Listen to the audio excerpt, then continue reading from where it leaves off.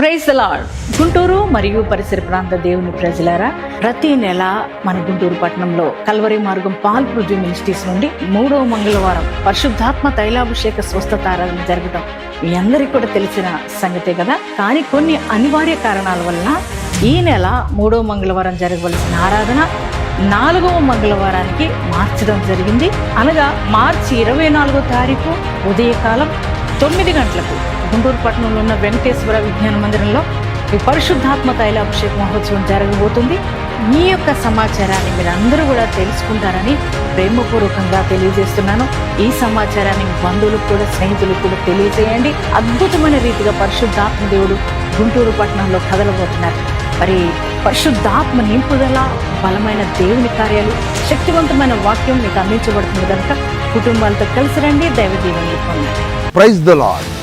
ప్రభునందు ప్రియమైన దేవుని పిల్లలందరికీ నా ప్రత్యేకమైన శుభములు తెలియజేస్తున్నాను. ప్రియులారా, కల్వరి మార్గం గ్లోరియస్ ఆరాధనలు ప్రతి ఆదివారం ఉదయం 7 గంటలకు మొదటి ఆరాధన సారపాక భద్రాచలం నుండి జరుగుతుంది. అలాగనే 2వ ఆరాధన సికింద్రాబాద్ తార్నాక నుండి సాయంత్రం 6 గంటలకు జరుగుతుంది. సికింద్రాబాద్ స్థలం తార్నాక మెట్రో స్టేషన్ దగ్గరలో ఉన్నటువంటి సన్మన్ హోటల్ పక్కన ప్రెసిడెంట్ కన్వెన్షన్ ఏసీ ఫంక్షన్ హాల్లో జరుగుతుంది. ఈ ఆరాధనలకు ప్రేమతో మిమ్మల్ని అందరినీ ఆహ్వానిస్తున్నాము. కుటుంబంతో రండి, దైవ దీవెనలు పొందుకోండి.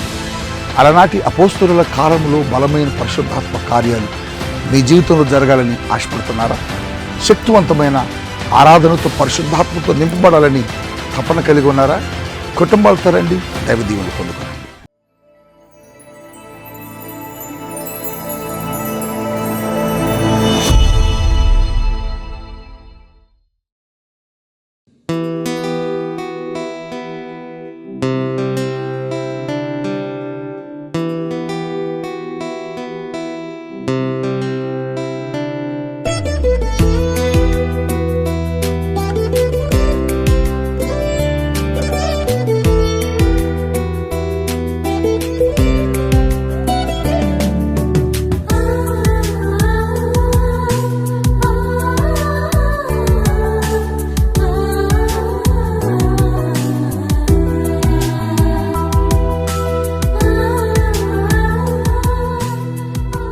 Praise the lord.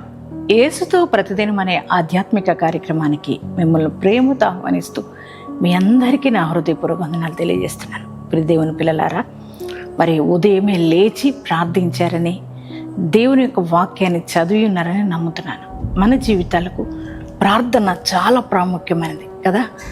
ప్రార్థన మన జీవితంలో గొప్ప కార్యాలు జరిగిస్తుంది. మరి ప్రియ దేవుని బిడ్డలారా, మనం అందుకే క్రమం తప్పకుండా ప్రార్థించే వారంగా మనం ఉండాలి. అలాగే మరి ప్రతిదినం దేవుని యొక్క వాగ్దానాల ద్వారా మీరు ఎంతగా దీవించబడుతున్నారు, ఆశీర్వదించబడుతున్నారు మీరు తెలియజేస్తున్నప్పుడు మేము మీ యొక్క మాటలు విని మేము ఎంతగానో సంతోషిస్తున్నాం. దేవుని యొక్క మరి నామాన్ని ఘనపరుస్తున్నాం. ప్రియ దేవుని పిల్లలారా, ఈ దినం కూడా దేవుడు శ్రేష్టమైన వాగ్దానం ప్రభు మనకిచ్చారు. ఆ వాగ్దానం ఏమిటో చదువుకుందామా? కీర్తనల గ్రంథము 120వ అధ్యాయము 1వ వచనాన్ని చదువుకుందాం. నా శ్రమలో నేను యెహోవాకు మొర్రపెట్టి తిని ఆయన నాకు ఉత్తరం ఇచ్చాను. Praise the lord. ఎంత చక్కని మాట అంటే, ఇది వాగ్దానం కాదు కానీ దావీదు తన యొక్క అనుభవాన్ని తెలియజేస్తున్నారు. ఆయన అంటున్నారు, నా శ్రమలో నేను యెహోవాకు మొర్రపెట్టి తిని ఆయన నాకు ఉత్తరం ఇచ్చారు. ఎస్, ఆయన మనకు ఉత్తరం ఇచ్చే దేవుడు. మనం ఆరాధిస్తున్న యేసయ్య.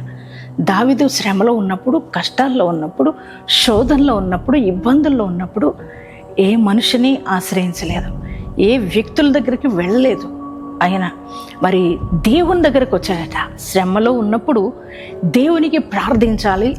దేవునికి ప్రార్థిస్తే నా శ్రమలో నుంచి నా దేవుడు నన్ను విడిపిస్తాడు, నా ప్రార్థన ఆయన వింటారు అనే ఉద్దేశంతో దావీదు మరి దేవుణ్ణి వెతుక్కుంటూ దేవుని దగ్గరకు వచ్చి తన యొక్క శ్రమలు గూర్చి, తన యొక్క ఇబ్బందిని గూర్చి దేవునికి మొర్రపెట్టారు. దేవుడు విని తన శ్రమలో తనకు ఆన్సర్ చేశారు, తనకు జవాబిచ్చారు. తనకున్న ప్రతికూలమైన పరిస్థితుల నుంచి దేవుడు విడిపించాడు. ప్రియ సహోదరి, సహోదరుడు, ఈ ఉదయకాలంలో కూడా శ్రమలో ఉన్నారా? బాధలో ఉన్నారా? కష్టాల్లో ఉన్నారా? ఇబ్బందుల్లో ఉన్నారా? ఆర్థిక పోరాటాల వల్ల అల్లాడిపోతున్నారా?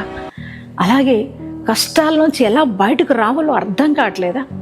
అలాగే అనేక రకాల రోగాలతో, నానావిధ రకాల సమస్యలతో, మరి రోగాలతో, బాధలతో ఇబ్బంది పడుతున్నారా? నిత్యము పోరాటాన్ని అనుభవిస్తున్నారా? ప్రియ సహోదరి, సహోదరుడా, ఇటువంటి పరిస్థితులు ఏం చేయాలో దిక్కుతోచని స్థితిలో మీరు ఉన్నారేమో. ఈ ఉదయకాలం నీ ప్రభు నీతో మాట్లాడుతున్నారు. ఈరోజు నువ్వు ఆయనకు ప్రార్థన చేయగలిగితే, నీ శ్రమలో దావీదు వలె ఆయనకు మొర్ర పెట్టగలిగితే, నీ దేవుడు నీ ప్రార్థన వింటారు ఖచ్చితంగా. నీ కష్టాల్లో, నీ బాధల్లో, శోధనలో నిన్ను గూర్చి ఏ మనుషుడికి నువ్వు వెళ్ళి విన్నవించుకున్నా, ప్రార్థించినా, నీ గురించి వారికి చెప్పినా ఎవరు కూడా వినకపోవచ్చు నీ సమస్యను గూర్చి కదా. నీ బాధను ఎవరు పట్టించుకోపోవచ్చు, నీ వేదనను ఎవరు పట్టించుకోపోవచ్చు. కానీ మీరు ఆరాధిస్తున్న దేవుడు, మనం ఆరాధిస్తున్న దేవుడు యేసయ్య, ఆయన మన ప్రార్థన వింటాడు. నాన్న, నువ్వు చెప్పే ప్రతి ఒక్క సమస్యను గురించి ఆయన వింటాడు. ఆయన దగ్గరికి వచ్చి ఆయనను ఆశ్రయించి ఆయన సన్నిధానంలో ప్రార్థించినప్పుడు నీకు జవాబిస్తాడు. జవాబు అంటే నీ సమస్యలన్నిటిలోంచి నీకు విడుదలిస్తాడు. నీ పోరాటాల నుంచి నిన్ను విడిపిస్తాడు. నీ అనారోగ్యం ఏదైనా దేవుడు స్వస్థపరుస్తాడు. నీ రోగం, నీ వ్యాధి ఎంత మరణకరమైనదైనా నీకు దేవుడు స్వస్థతనిస్తాడు. ప్రియదేవుని బిడ్డలారా, కుటుంబ సమస్యలైనా, కుటుంబ కలహాలైనా, ఆర్థిక పోరాటాలైనా, అలాగే మరి కోర్టు కేసులైనా, భూ సంబంధమైన మరి సమస్యలైనా అన్నిటినీ దేవుడు పరిష్కరిస్తాడు. నీ దేవుడు నీకు విజయాన్ని ఇస్తాడు. నీ ప్రార్థన విని సమస్యలన్నిటి నుంచి నేను తప్పిస్తాడు. ప్రియదేవుని పిల్లలారా, ధైర్యంగా ఉండండి.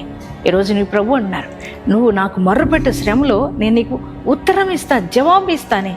ఈ ఉదయకాలం ప్రభు నీతో మాట్లాడుతున్నారు కనుక ప్రార్థించండి. ప్రార్థన నీ పరిస్థితులన్నీ మార్చబోతుంది. నీ సమస్యల నుంచి నేను విడిపించబోతుంది.